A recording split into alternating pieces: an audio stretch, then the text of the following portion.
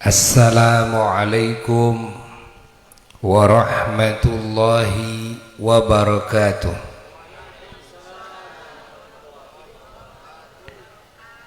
Alhamdulillah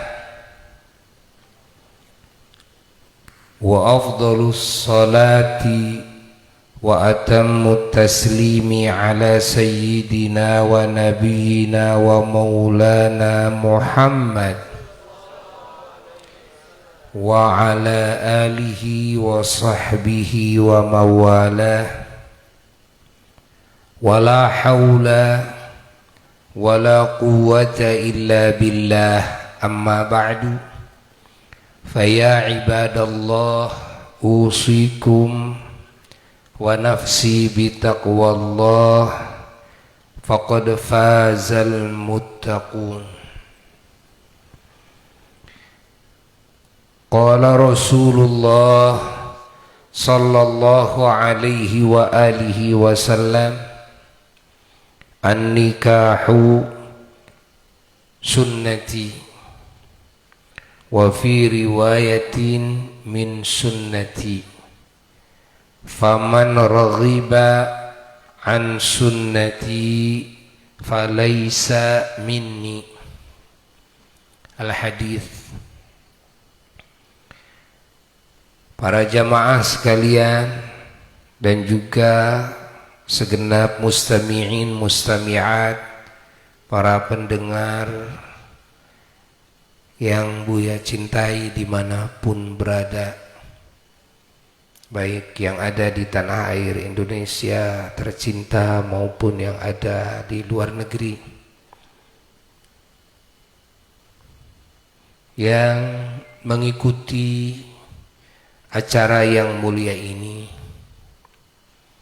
yang semuanya pertama-tama Buya menghaturkan selamat Hari Raya Idul Fitri 1442 Hijriah, minal aidin wal faizin, taqabbalallahu minna wa minkum siyamana wa siyamakum kulla am wa antum wal muslimuna wal muslimat bikulli khair wa lutuf wa afiyah wa salamah wa sa'adah wa karamah, amin ya rabbal alamin. Wabil khusus sahibul bait Kang Ujang sekeluarga, dan juga kedua mempelai Jang Widi dan Neng Ai yang tadi siang telah melaksanakan sebahagian daripada sunnahnya Rasulullah sallallahu alaihi wa alihi wasallam, yaitu melaksanakan akad pernikahan setelah melaksanakan deretan yang disunnahkan, yang diperintahkan oleh Allah dan oleh Rasulullah sallallahu alaihi wasallam di dalam berniat berumah tangga, di dalam memilih calon teman hidup, calon ayah, calon ibu yang baik, yang diperintahkan oleh Allah di dalam firman-Nya, a'udzu billahi minasyaitonir rajim, bismillahirrahmanirrahim, fankihu ma taba lakum minan nisa, nikahilah oleh kalian wanita-wanita yang baik bagi kalian. Begitu pula perintahan ini bukan sekedar bagi laki-laki, tapi bagi perempuan juga sama. Menikahlah kalian dengan laki-laki yang baik bagi kalian. Ini perintah Allah. Lalu juga di dalam perintah Nabi kita Sayyiduna wa Maulana Muhammad sallallahu alaihi wa alihi wasallam, bahwa dalam mencari teman hidup itu, istri atau suami, Nabi menyarankan ada 5 yang harus diperhatikan. Ada 5. Kalau orang Sunda bilang pancawarna, ya, ada 5 warna. Dalam beberapa riwayat hadis, kalau digabungkan kita akan menemukan pancawarna ini. Kalau pancawarna ini adalah teman hidup yang sempurna. Apa pancawarna itu? Yang pertama, agamanya baik. Artinya dia berilmu agama, walaupun cukup untuk sendirilah, kan? Tidak cukup untuk jadi ulama, tapi cukup untuk membangun kesolehan dirinya sendiri dan membangun kesolehan keluarga. Amal solehnya, kan? Baik, akhlaknya baik, tutur katanya baik. Nah, ini yang pertama. Yang kedua adalah usahanya. Yang kedua keturunannya dulu. Ini keturunan orang baik. Keturunan ini sangat penting. Darah ini sangat penting. Bahkan sekarang darah itu menentukan nilai.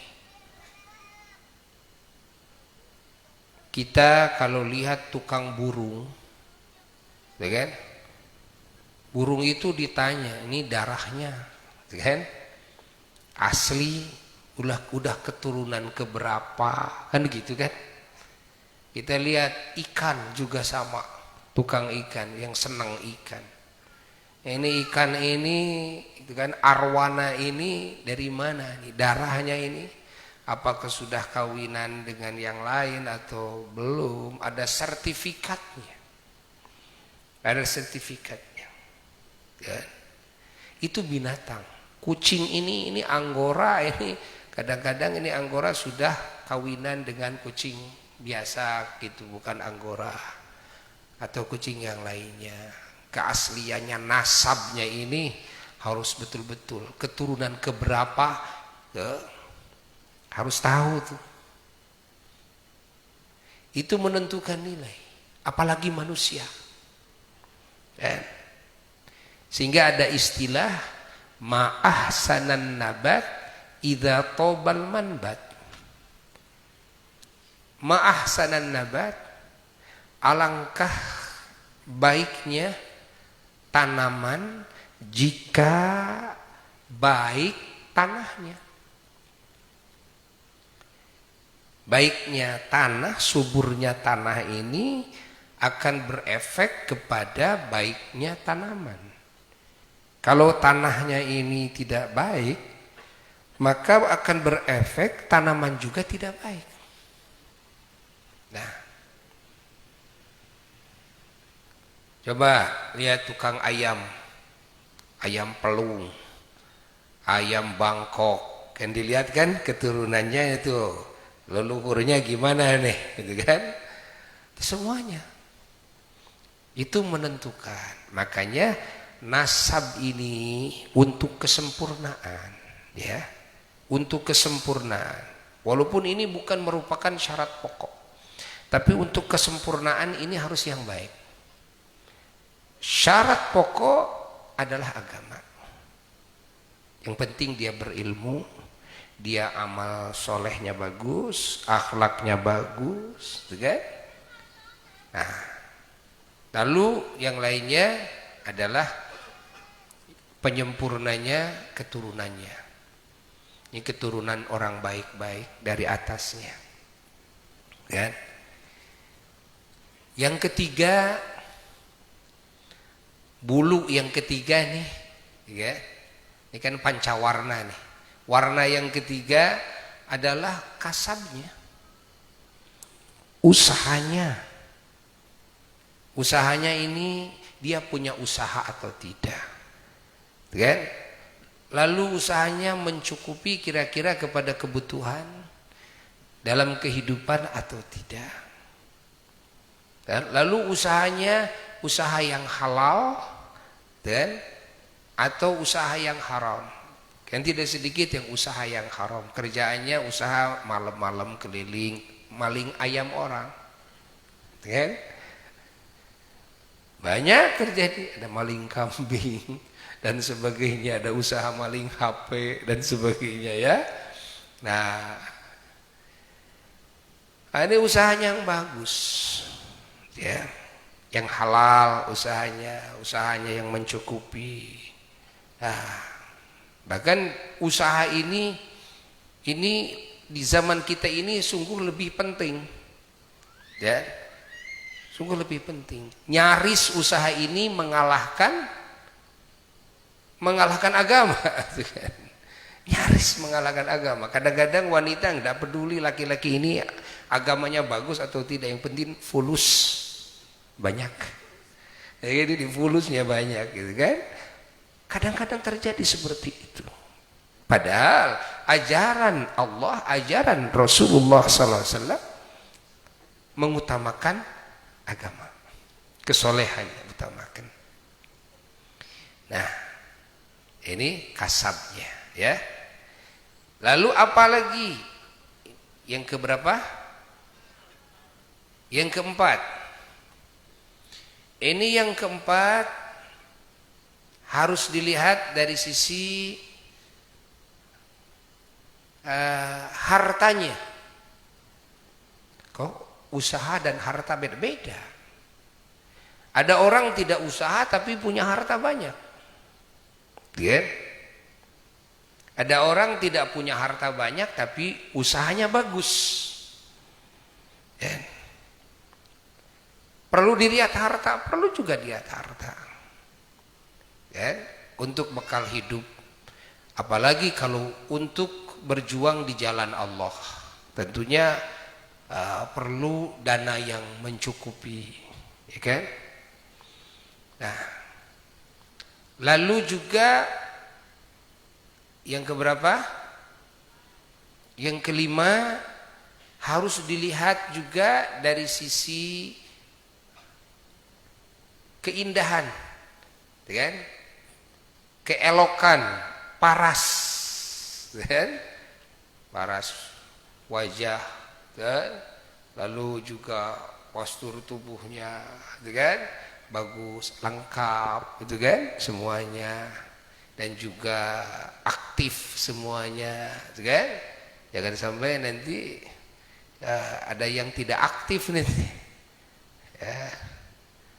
Ujang gagah tapi ada yang gak aktif nanti. Harus aktif semuanya. Nah, sehingga keaktifan ini nggak boleh ditutup-tutupi, tidak boleh.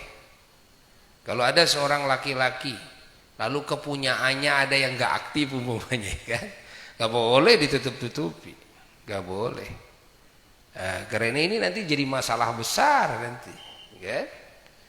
Nanti perempuan dibolehkan untuk mengundurkan diri kalau ternyata suaminya nggak aktif itu.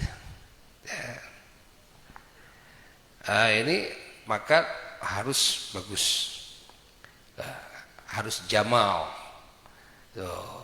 Jamal itu bukan sekedar indah kelihatannya menurut mata, tapi juga jamal itu Dari mulai kesehatannya, wah sudah bagus kesehatannya, kekuatannya, ini bukan laki-laki yang mental tahu, ini mah bukan, kan? Laki-laki yang mental baja ini, ya. Oh, kuat. Lalu kelihatannya juga indah, ganteng, cantik. Ini yang 5 ini. Dan sebahagian riwayat ada yang menambahkan satu lagi. Apa? Adalah hasab. Apa itu hasab? Hasab itu pangkat. Apa kepangkatan ini? Kan? Kedudukan. Ini laki-lakinya punya kedudukan apa, perempuannya punya kedudukan apa. Tuh, itu boleh untuk penyempurna di dalam rumah tangga, kita perhatikan itu. Jadi 6, ya. Kalau ingin lebih sempurna lagi. Dan ini sudah disarankan oleh agama. Ya. Kalau kita tidak bisa menemukan semuanya yang ke-6-nya, kan, silahkan ambil sebagian. Tapi yang pokok-pokok harus kita pegang. Apa yang pokok? Yang paling pokok pertama adalah agamanya, kesolehannya. Lalu apalagi yang paling pokok? Lihat yang paling pokok usahanya. Dan usahanya yang halal, yang bagus, kurang ganteng dikit, ya nggak masalah lah. Ya, kurang cantik dikit nggak masalah lah gitu kan. Nggak apa-apa. Pohang hiji mah tamal we loba huntu palsu aja. Ya, nggak apa-apa gitu kan.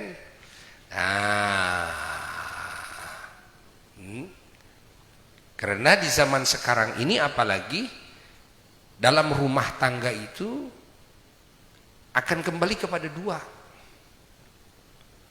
Intinya kalau sudah berumah tangga, jang engkema moal ngaletakan kasep ujang. Oh, butuh beas mah moal diletakan kasep ujang. Oh, kalau sebelum nikah mau, wah ini calon saya, wah doi saya ganteng, wah kan kalau datang pakai mobil pada menanginya. Masya Allah, sepatunya Reebok gitu kan, gue menanginjem ke lagi gitu kan. Kadang-kadang wanita kalau sebelum menikah tergiur dengan laki-laki itu dari gantengnya dulu, maco gitu kan, dan dananya dan sebagainya. Akhirnya jatuh cinta karena gantengnya. Ya. Ini banyak yang terjadi seperti itu. Gak lihat ini calon suami ini, kesolehannya, agamanya, gak dilihat, akhlaknya gak dilihat, gitu kan? Pokoknya maco, gitu kan? Gak dilihat. Nah, akhirnya nikah. Setelah nikah, barulah kan, merasakan hakikat kebutuhan di dalam hidup, ya, baru terasa, duh suami saya, kan, akhlaknya baru kelihatan tidak bagus, kata-katanya kasar, kan, jangankan sama orang tua, istri atau mertua gitu kan, sama orang tua sendiri saja juga tidak bagus, sama saudara sendiri saja tidak bagus. Sama istri akhirnya tidak begitu perhatian, sama anaknya sendiri nggak perhatian dan sebagainya, sering bikin masalah dengan saudara, dengan tetangga, dengan yang lain dan sebagainya. Kan ini kan bikin stres. Sholat kagak, duduk di majelis taklim juga nggak mau ikut, gitu kan? Nah, coba. Waktu bulan Ramadan gak mau puasa, ini bikin gersang, boro-boro menjadi imam bagi istri. Nah, baru merasakan gersang. Nah, ini akan menjadi bom waktu. Ini akan menjadi bom waktu. Kalau bagi umat Islam seperti itu, wanita pasti menginginkan suami itu yang soleh. Kan? Kadang-kadang wanita sering Buya dengar gini, ya, kata-kata wanita ini. Karena Buya menangani banyak jamaah yang sering konsultasi ke Buya, minta nasihat ke Buya. Datang wanita-wanita dari sana dari sini, hatta dari luar negeri segala macam, dari Riyadh beberapa waktu yang lalu datang ke sini. Minta apa? Orang sana, orang Saudi asli gitu kan. Minta nasihat. Ternyata ya, hakikat yang dibutuhkan itu tidak seperti waktu sebelum menikah. Waktu sebelum menikah yang penting ini calon suami saya maco, sudah begitu. Gak mikir panjang. Tapi setelah menikah, saya merasakan kegersangan. Tidak ada nasihat dari suami. Taunya suami marah aja kalau wanita ada salah itu. Kan? Yang namanya manusia kan ada salahnya, kan? Itu menjadi bom waktu. Akhirnya apa? Akhirnya minta cerai. Kalau tidak diceraikan oleh suami, akhirnya cerai gugat ke pengadilan. Tuh, ya, lihat di pengadilan-pengadilan di Indonesia ini, bahkan di dunia, pengadilan-pengadilan agama begitu membludak sekali. Tuh, sekarang sudah Masya Allah, itu Masya Allah sudah diobral itu, sudah diobral, saking membludaknya, yang jadi janda, yang jadi duda. Hatta pemerintah saja kebingungan, ini gimana solusinya? Solusinya gimana? Dihitung antara yang menikah dengan yang cerai, lebih banyak yang cerai daripada yang menikah. Ini kan masalah besar. Begitu ditelaah, apa sih masalahnya? Ternyata masalahnya ada pada dua hal. Catat oleh kita. Satu, masalah agama, yakni kesolehan. Ini yang pertama. Yang kedua, masalah kasab, usaha. Kan? Masalah usaha yang tidak mencukupi kebutuhan dalam rumah tangga. Kebutuhan istri, kebutuhan anak, kan? Kalau ini suami soleh, istri soleh, kasabnya mencukupi kebutuhan, sudah akan aman tuh. Rumah tangga bisa dipertahankan. Ini yang tidak bisa dipertahankan, suami tidak soleh, walaupun kaya, walaupun usahanya miliaran penghasilannya, tidak sedikit wanita-wanita yang suaminya kaya raya, ya, yang sohor-sohor, artis dan sebagainya, bahkan dia cerai gugat ke pengadilan. Karena apa? Karena gersang dengan nasihat, gersang dari kesolehan, kan? Dari agama gersang. Ketika istrinya ingin menjadi wanita yang soleha, ingin menjadi ibu yang soleh, tentu harus sinkron dengan suami yang soleh, ayah yang soleh. Dan gersang akhirnya nuntut ke pengadilan. Padahal kaya raya. Nah, yang kedua, ada yang soleh, tapi tetap si istri minta cerai. Gara-gara apa? Gara-gara ini secara pribadi soleh, tapi dia tidak mampu memenuhi kebutuhan hidup istri dan anak. Nah, akhirnya wanita yang harus kerja, wanita yang harus turun ke pasar, wanita yang harus keliling kampung ngiriditkeun, wanita yang harus ngored, wanita yang harus nyangkul dan sebagainya, wanita laki-lakinya seolah dia tidak punya tanggung jawab terhadap istrinya, terhadap anaknya sendiri. Ya, sehingga sampai terjadi bukan satu dua, ini masalah yang sudah lumrah. cerailah. Begitu cerai, anaknya itu diambil oleh ibunya.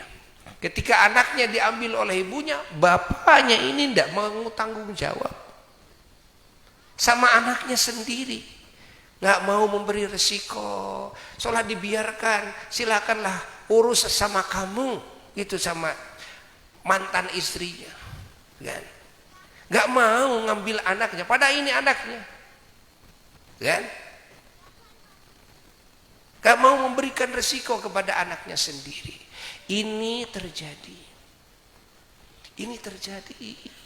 Ini terjadi. Bukan satu dua ini terjadi. Nah, pahami oleh kita semua. Maka Buya menghimbau kepada semua laki-laki, khususnya nih laki-laki, umat Islam dimanapun berada, agar kita semuanya dari kecil belajar menjadi laki-laki yang bertanggung jawab. Belajar. Saya sebagai laki-laki, kan, nanti akan jadi apa? Dan saya harus bagaimana? Apa kewajiban saya kelak? Kalau saya menjadi suami, apa kewajiban saya kelak? Kalau saya menjadi ayah, apa kewajiban saya kelak? Itu harus dibina dari kecil, menjadi laki-laki yang bertanggung jawab, ya, yang jauh daripada wanita, berbeda jauh. Wanita itu, kan, tidak ada kewajiban memberikan resiko, tapi laki-laki ada kewajiban memberikan resiko. Maka laki-laki, kan, harus belajar lebih daripada wanita. Ya, apalah, kan, sudah sampai kepada masanya, kan, belajar ilmu agama yang baik, berakhlak yang mulia, belajar mengetahui kemaslahatan hidup, belajar usaha, kasab, mencari rezeki yang halal, dan belajar tani kek, belajar dagang kek, kan? Nah, apa saja, atau kerja di perusahaan orang lain. Kalau kita tidak bisa belajar sendiri, ya, kita belajar di perusahaan yang lain. Nah, ini harus harus diwujudkan, ya, kemampuan di diri setiap laki-laki, ya, untuk mewujudkan tanggung jawab dalam kehidupannya. Tanggung jawab sebagai suami bagi istrinya, tanggung jawab sebagai ayah bagi anak-anaknya. Nah, karena dua hal ini yang sekarang menjadi pusat perhatian ketika kita sudah menikah. Kalau sebelum menikah yang penting maco, gitu kan? Yang penting cantik calon saya. Geus kawin goreng adat. Kan riweuh geus goreng adat. Gitu kan? Cantik tapi goreng adat. Kira-kira tenang enggak? Ya enggak tenang lah, gitu kan? Enggak tenang. Nah, wah, ini suami saya ganteng, peditna bukan main. Keresahan teh nih, teu kersa. Ganteng, waduh, kasar sama istri. Mau enggak? Ya enggak mau, kan? Tuh, ya. Pahami oleh kita semua. Maka yang inti adalah yang dua hal, kan? Satu adalah agamanya, kedua kasabnya yang baik, yang halal. Yang selainnya itu, yang lainnya itu untuk penyempurna. Kalau ditambah dengan ganteng, cantik, wah udah berarti surga milikmu. Dan Alhamdulillah. Kalau kita melihat Kang Widi, Neng Ai, wah ini bebelahan terong coklat mah. Bebelahan terong, wah yang ganteng dengan yang cantik, dua-duanya sudah diangkat PNS, buru dua-duanya. Alhamdulillah, alhamdulillah, alhamdulillah. Ya. Nah, kita doakan malam ini malam tasyakur bin ni'mah, ya. Tasyakur bin ni'mahnya Kang Ujang, tasyakur bin ni'mahnya juga pengantin. Nah, yang perlu doa dari kita semua. Perlu bekal, nasihat, ya. Dari Buya, ngundang Buya ingin ya, mendapatkan arahan-arahan, nasihat-nasihat. Nah, kalau Buya sudah kasih arahan, nah, coba perhatikan dua hal ini. Ya. Jangan disepelekan nih yang dua hal. Satu, urusan agama. Kapanpun dan dimanapun kita berada, jika kita menjadi manusia yang tidak soleh, maka ketidaksolehan inilah yang akan menjadi masalah dalam hidup kita sampai mati kita.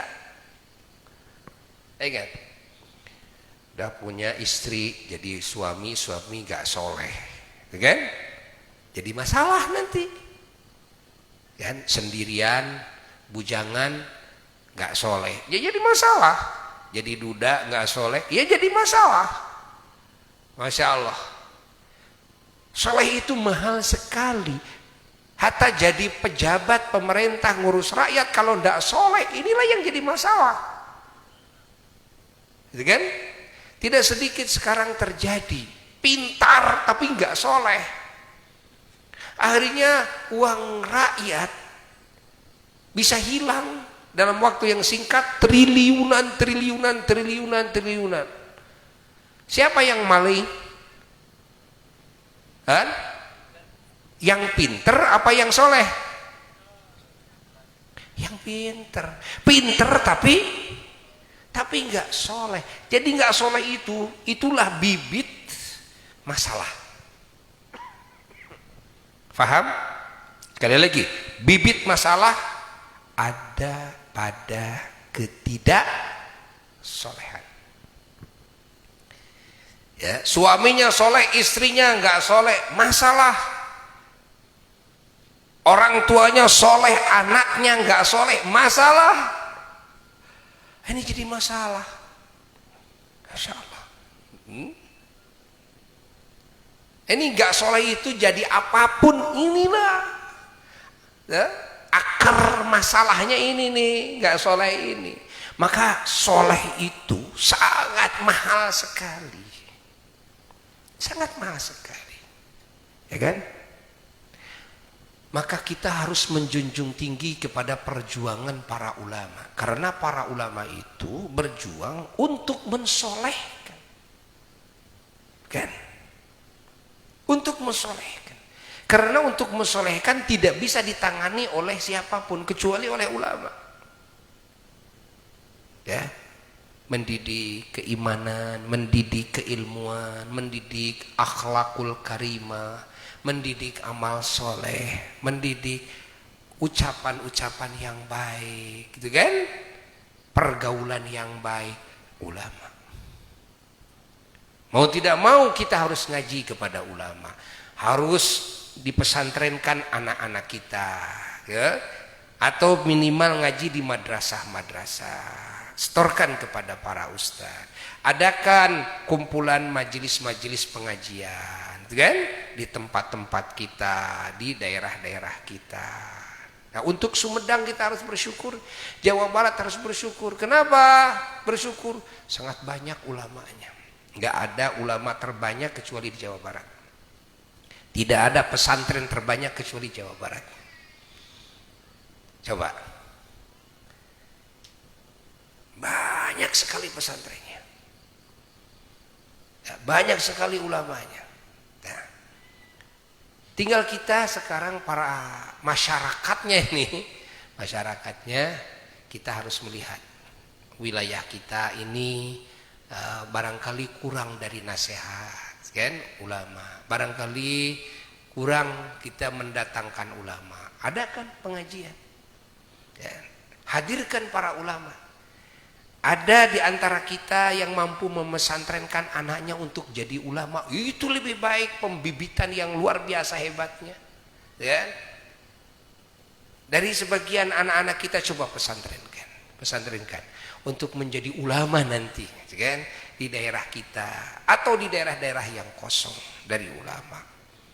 Karena yang membangun kesolehan adalah para ulama-ulama Allah. Soleh ini sangat mahal sekali. Oleh sebab itulah pemerintah dan ulama itu, umarok dan ulama itu harus bersatu. Harus bersatu. Kan? Ya, kenapa? Kalau pemerintah saja tanpa ulama, sulit terbangun kesolehan baik di masyarakatnya maupun di pemerintahnya. Dan sekarang ulama saja tanpa pemerintah juga sulit terwujudkan kemaslahatan hidup, kan, secara umum, kan, ekonomi, itu kan, yang membangunkan secara umum besar-besaran pemerintah, urusan keamanan pemerintah, itu kan, urusan pengadilan pemerintah, itu kan. Nah, maka ini harus kerjasama yang baik ya, antara ulama dan umarok. Kalau ulama dan umarok sudah sinkron, klop, waduh, udah di sana rakyatnya, tuh kan, akan terbina kemaslahatan hidup dunianya dan kemaslahatan agamanya akan terbina. Untuk Sumedang harus bersyukur. Alhamdulillah, Pak Bupatinya sendiri yang memimpin tiap maghrib mengaji. Buya mau nanya kepada semuanya, pernah dengar gak di kabupaten mana ada maghrib mengaji yang dipimpin langsung oleh bupatinya? Dengar gak? Belum pernah kan? Belum pernah. Bersyukurlah kepada Allah. Kita doakan Pak Bupati kita panjang umurnya, ya kan? Nah, kalau Buya ingin seperti Pak Bupati ini, semua bupati, ya kan? Buya ingin gubernurnya juga, menterinya juga, presidennya. Coba bayangkan kalau maghrib mengaji dipimpin oleh Pak Gubernur, maghrib mengaji dipimpin oleh menteri, apalagi Bapak Presiden maghrib mengaji, wah, geger dunia ini. Masya Allah, rakyat ini sudah, wah, udah hebat lah. Ya, kita berdoalah, berdoa setahap demi setahap, perbaikan. Alhamdulillah, ya, alhamdulillah. Kita bersyukur kepada Allah. Kepala dinasnya mesantren di Asyifa, mesantren. Bapak camatnya semuanya alhamdulillah mesantren di Asyifa. Dan alhamdulillah. Dan rencananya insya Allah semua kades se-Kabupaten Sumedang ini sudah dianggarkan tahun lalu, tapi keburu Covid. Mudah-mudahan tahun ini ya, Bapak kepala desanya juga mesantren semuanya. Ya kalau sudah pesantren semua, subhanallah, ya ini kan akan menjadi panutan masyarakat. Lalu kerjasama dengan ulama di daerahnya masing-masing, dengan para ustadz, masyarakat akan semakin soleh. Masyarakat itu kan melihat pemimpin, ngerti kan? Kalau pemimpin baik, masyarakat akan mengikuti baik. Dan masyarakat tidak baik, begitu ditindas supaya melihat pemimpin juga, itu kan, masyarakat akan gampang. Kenapa bisa gampang? Ya kan yang punya kekuasaan kan pemerintah, kan? Pemerintah mau berbuat apa saja kan punya kekuasaan, kan? Tapi kalau pemerintahnya sudah soleh, ya otomatis masyarakat akan menjadi soleh, kan? Kalau pemerintahnya tidak soleh, ya kan masyarakat bisa bilang begini, walaupun tidak bilang dengan mulut, dengan hatinya loh. Pemimpin saya aja udah nggak soleh, masa saya soleh? Saya harus soleh. Ya, pemimpin saya saja nggak soleh, tapi pemimpin saya aja maling sekian puluh miliar, saya cuma maling domba kok. Akhirnya kan ngomongnya seperti itu, saya cuma maling motor, gitu kan? Nah, susah nanti dibenahinya masyarakat itu. kan? Harus diawali dari pemimpin dulu. Ya, dari pemimpin dulu. Bersyukur kepada Allah. Bersyukur kepada Allah. Alhamdulillah. Bapak polisinya, ya alhamdulillah. Bapak TNI-nya, bahkan Bapak Kapolda sendiri, alhamdulillah ini masih pengurus Ashifa, Bapak Kapoldanya juga. Kapolda kita, alhamdulillah, Bapak Ahmad Dhofiri. So, masih jadi Kapolres Soreang dulu, ya kan? Jadi pengurus Ashifa, gitu kan? Alhamdulillah sekarang jadi Kapolda Jabar, alhamdulillah. Ya. Alhamdulillah, ya bahagia.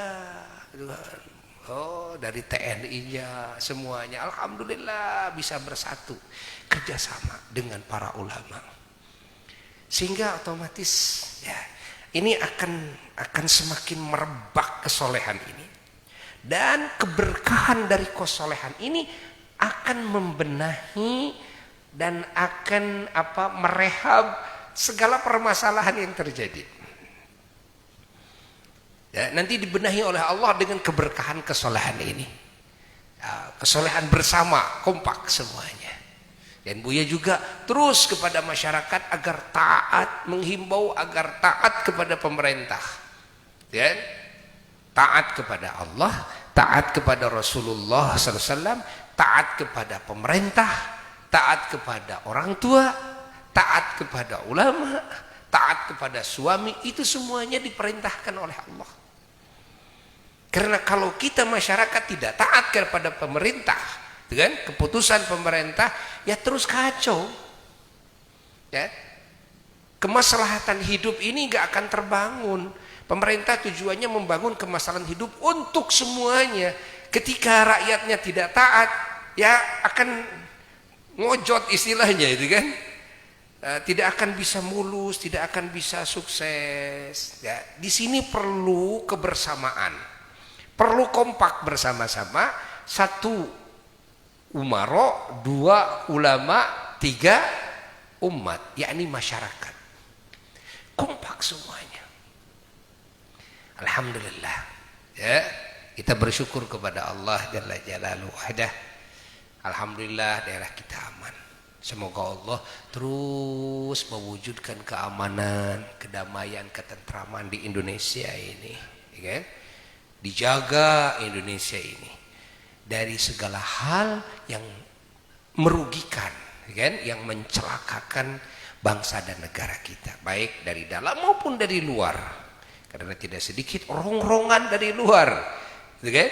Yang ingin mengeruk kekayaan Indonesia, yang ingin mengacau balaukan, tidak? Tatanan keamanan, ketentraman, kedamaian bangsa ini, yang ingin memecah belahkan kesatuan persatuan bangsa Indonesia ini, kan? Ulama dengan ulama dibentur-bentur, ulama dengan umaro dibentur-bentur, gitu kan? Coba sekarang umaro dengan umaro dibentur-bentur. Ini adalah provokasi, ya, dari pihak-pihak yang tidak ingin bangsa ini maju, yang tidak ingin bangsa ini tentram dan damai, ya.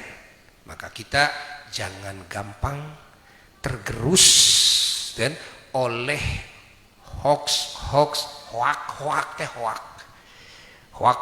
yang disebarluaskan lewat media sosial, menjelek-jelekan si A, menjelek-jelekan si B, menjelek-jelekan pemerintah, menjelek-jelekan ulama dan sebagainya. Jangan sampai kita percaya sama hal itu.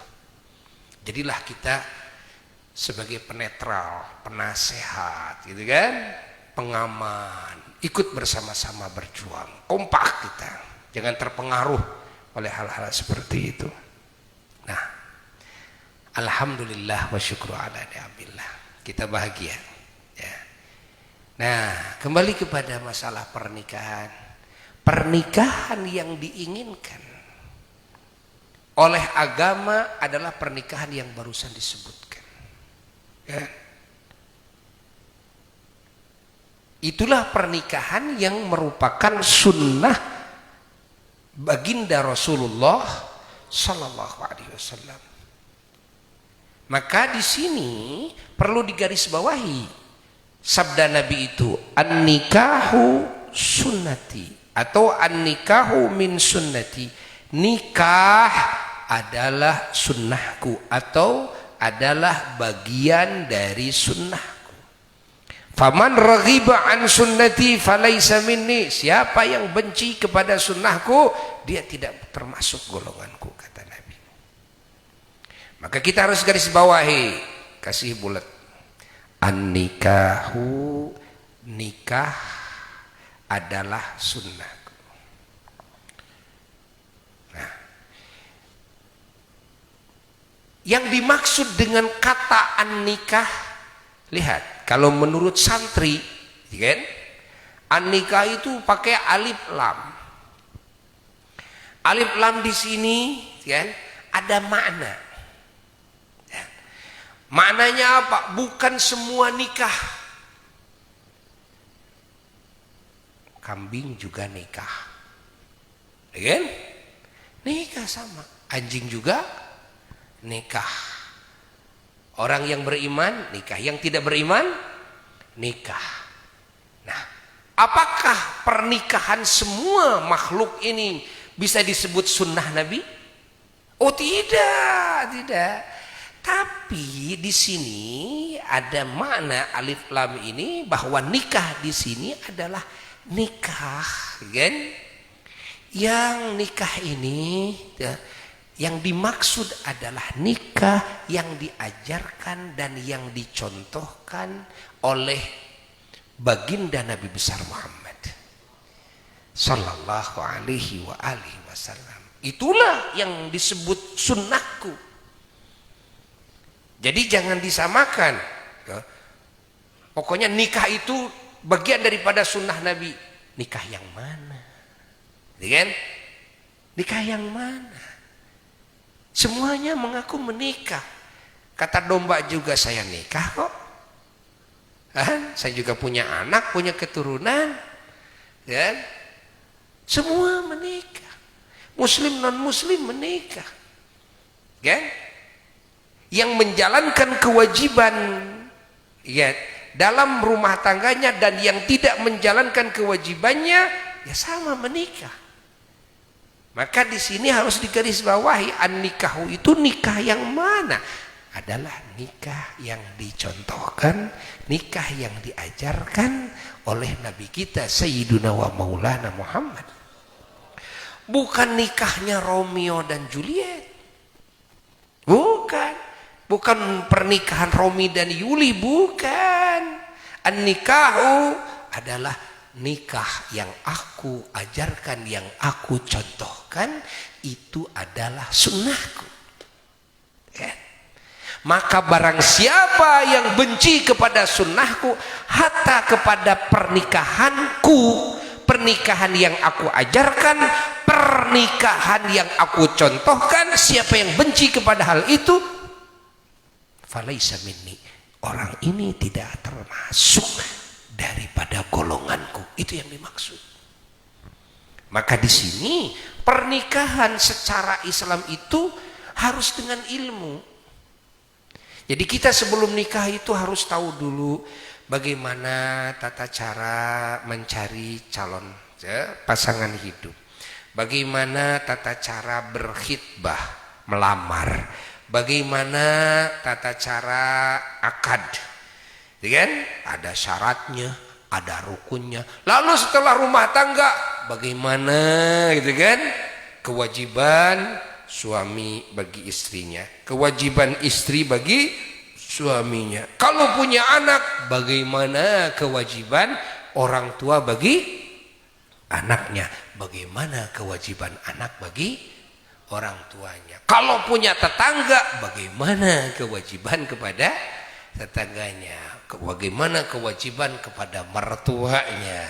Bagaimana kewajiban kepada menantunya? Jadi merembet ini, kan? Berkaitan ini, terus meluas ini hubungan dari akad nikah itu. Begitu qabiltu nikah, saya terima nikahnya, Artinya saat itu juga saya siap menjalankan segala kewajiban kan kepada saya yang berkaitan dengan siapapun, dan yang kaitan itu diawali dengan qabiltu ini. Begitu qabiltu ya otomatis itu istri saya jadi wajib menafkahinya, saya jadi wajib mengurusnya, saya jadi wajib mengajarinya, saya jadi wajib monokannya, kan? Jadi wajib saya menidurinya, jadi wajib saya menempatkannya di tempat yang layak huni. Begitu qabiltu, sebelum qabiltu belum ada kewajiban itu. Begitu qabiltu, yang tadinya haram jadi halal, bukan jadi halal lagi, jadi berpahala besar. Tadinya natap wajahnya aja nggak boleh, kan? Nggak boleh. Tuh, begitu sudah qabiltu, waduh, menatap wajah istri dengan tatapan cinta dan kasih sayang menjadi pahala yang besar. Menyentuhnya, memegang tangannya, mengusapnya, menciumnya, memeluknya, dan selanjutnya terserah Anda. Wah, tong dibayangkan jangan tong dibayangkan ke ditu nama. Wah, terus subhanallah. Wah, kan? Seketika berubah ketika qabiltu.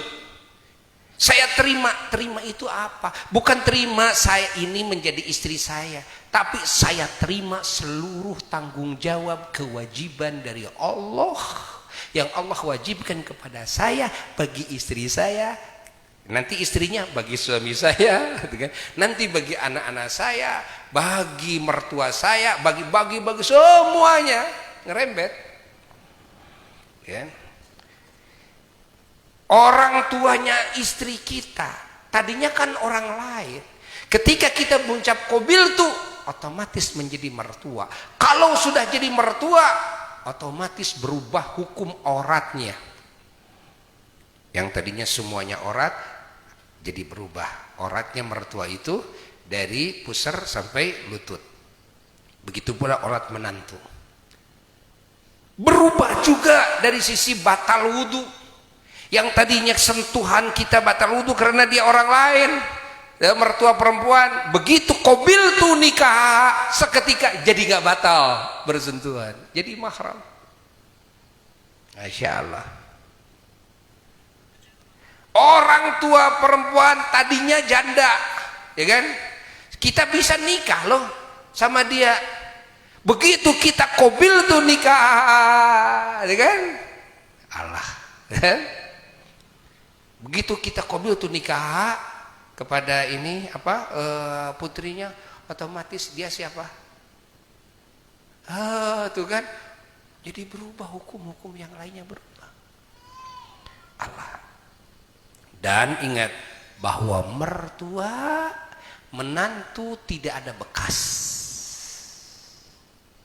Sekali mertua, sekali menantu, sampai hari kiamat tetap mertua dan menantu. Tidak ada istilah ex, tidak ada istilah mantan mertua saya, mantan menantu. Enggak, dia tetap menantu saya, dia tetap mertua saya. Walaupun ini suami istri sudah berpisah, kan? Kalau istri ada mantan, suami ada mantan. Tapi kalau mertua tidak ada mantan. Ini menantunya sudah berpisah dengan putrinya, kan? Nah, terus apakah kembali lagi kepada hukum asal? Batal lagi wudu? Tidak, tetap mertua kita. Tidak batal wudu dengan mertua, walaupun sudah berpisah dengan istri, dengan putrinya.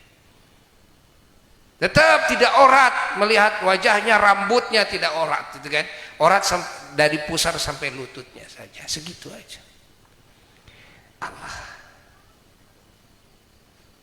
Ya. Dan mertua adalah orang tua. Orang tua itu kata Nabi kan 3. Ya. Satu orang tua itu yang melahirkan kamu. Ya. Dua orang tua itu adalah yang apa?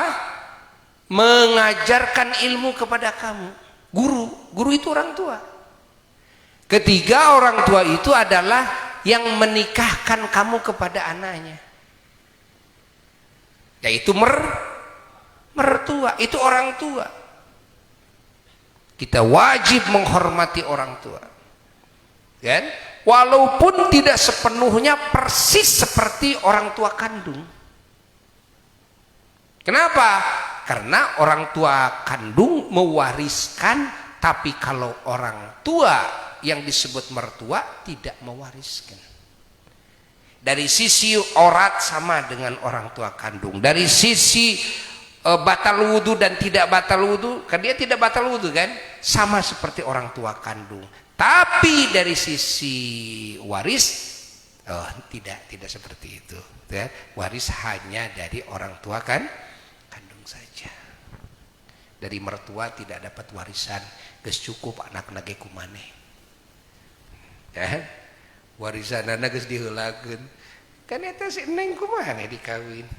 Oke? Itu warisan. Ya.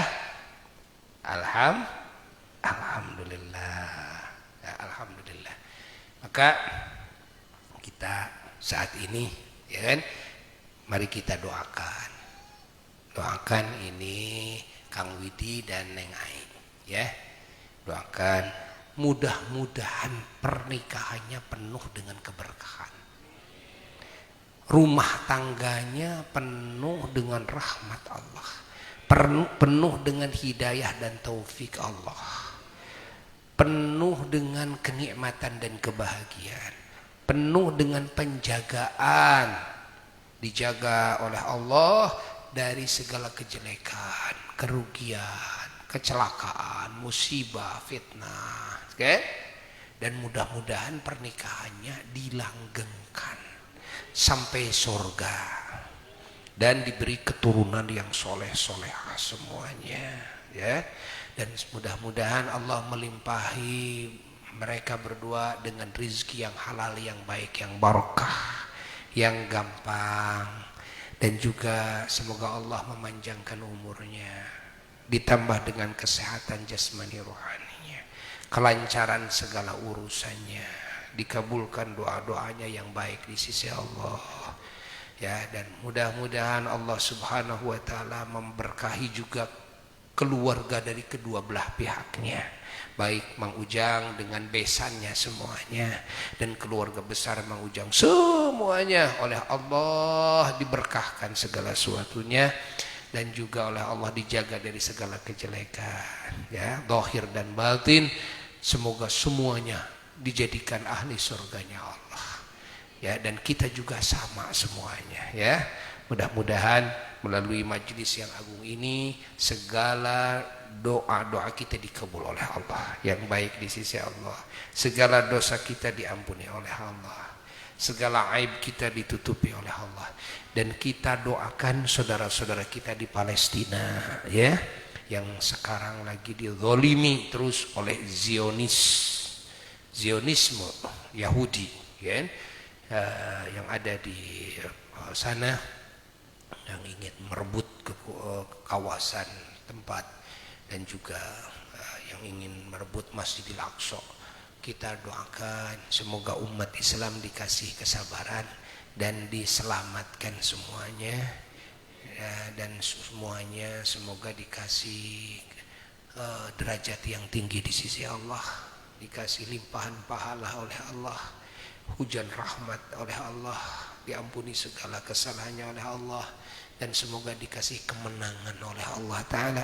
Dan bangsa Zionis yang mendolimi itu semoga oleh Allah dihancurkan semuanya, dileburkan semuanya oleh Allah, dikalahkan oleh semuanya oleh Allah, dihinakan semuanya oleh Allah, dengan keagungan majelis yang agung ini dan dengan keagungan surat Al-Fatihah.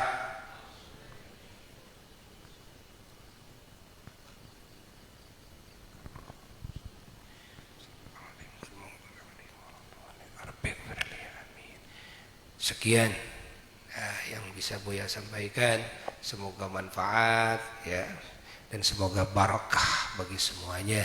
Wassalamualaikum warahmatullahi wabarakatuh.